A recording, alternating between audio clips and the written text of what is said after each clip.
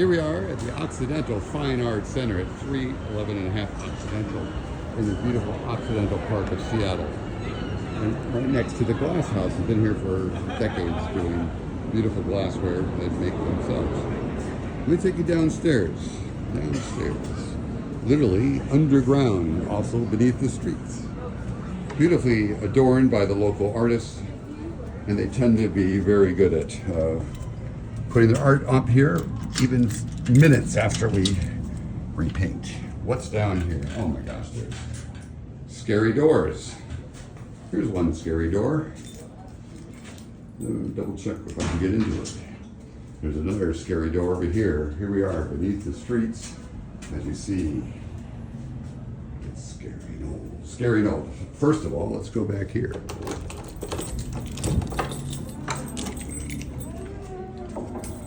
Built 100 plus years ago, this used to be the ground floor of the buildings because before the floods, people were living on the ground floor. And they said, screw that. Well, this is what remains. These are now called the underground, and these are currently used for all sorts of things, mostly storage at this point. But this is what's beneath the Occidental Fine Art Center. And each one has a bunch of little things. This is only one half of the side. The other side is used by the glass company as they're doing work there. But this is directly below those floors we saw upstairs. And well, why did I show you down here? Because, I don't know, this is a bit of history. 100 years ago, this used to be much more used by people because this is where all the commerce was done. And now it's just a time machine. In fact, look at these old posters from back then. You can see mostly 1980s. The Sounders, we used to have that. I guess we're back. Well, and then here we are.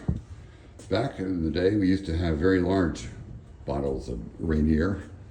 Now you have to just have the smaller ones, but we got all of them out. I think now we became extinct. So this is just a little bit of the Seattle Underground. If I can do this all in one take, I'll see. Let me see if my key works. I have another key that, I feel like I'm a janitor, and this is an occupation. I'm going to get in trouble here. See, the only way to get out is turn lock clockwise. Now, they have an arrow that says it's hidden down here. Here we are back into the open space, and I was given a key, and it said maybe this key works for the secret other door. It does. And the lights are on. Let me go back here. This is currently part of the Beneath the Streets tour, and these spaces here are not used. As you can see, they're scary and vacant.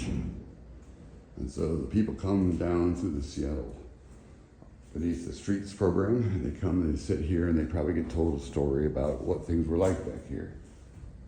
100 years ago, back in the times of the early days, you can still see some of the equipment on the floor. It just really feels like this exists literally below that area. And then you can see it's very vacant here, and just would love to have something more exciting.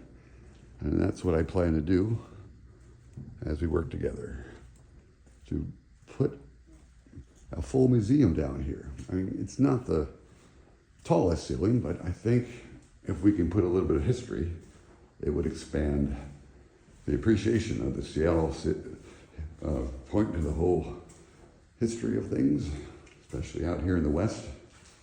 Because can you imagine yourself? It's, 1890, and you're down here, and it looks kind of like this swampy area. Look at these ships and that. This is about what it looked like from this area. And people lived, and they said, let's figure out how to reclaim the land. And so they did. I mean, look at this. This looks like it's a devastation after the fire of the 1890s. And here we are. So that's how these people were hundreds of years ago. And this is literally we're right now below the sidewalk. This just juts out from the building up above. But it's all part of this is Beneath the Streets, and they do a whole tour down here. And my plan is to augment that with a history lesson. Here's some more back room. Nothing used right now. We're just sitting here saying, well, if you can get it down here, we can get people to it.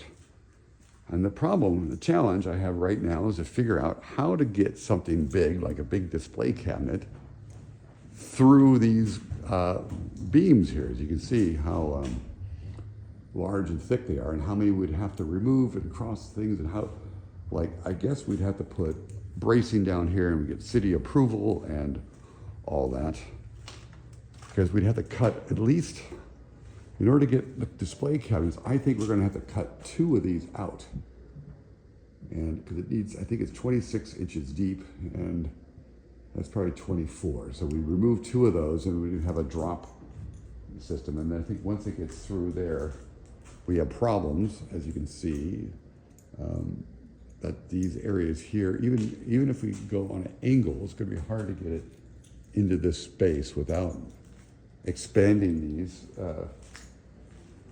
doorways. So that's a challenge if we go down. So it might be that we're precluded to go down and we have to go back up.